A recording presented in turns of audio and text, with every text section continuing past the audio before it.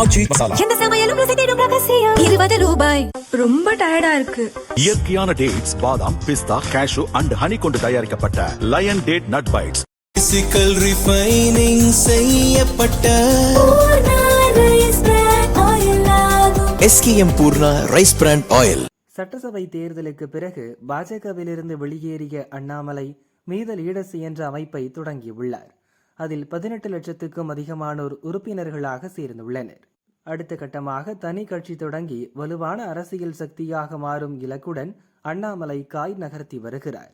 இந்நிலையில் திருச்சி கிழக்கு, பெருந்துறை, தாராபுரம், விராலிமலை, அம்பாசமுத்திரம், மதுராந்தகம் ஆகிய 6 சட்டசபை தொகுதிகளுக்கு விரைவில் இடைத்தேர்தல் நடக்க உள்ளது.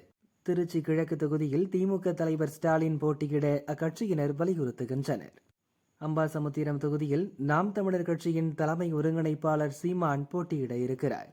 இந்த சூழலில் ஈரோடு மாவட்டம் பெருந்துறை தொகுதியில் போட்டியிட்டு பலத்தை காட்டலாமா என்பது குறித்து ஆதரவாளர்களுடன் அண்ணாமலை ஆலோசித்து வருவதாக தகவல் வெளியாகியுள்ளது.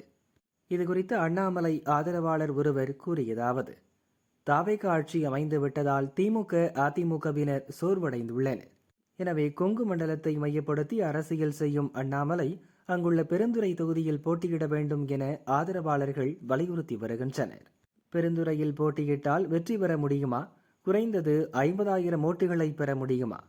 திமுக, அதிமுக ஆட்சியைப் போலவே பணபலம், அதிகார பலத்தை பயன்படுத்தி இடைத்தேர்தல் நடக்குமா என பல்வேறு கோணங்களில் அண்ணாமலை ஆலோசனை நடத்தி வருகிறார். விரைவில் நல்ல முடிவை எடுப்பார் என்று அவர் கூறினார்.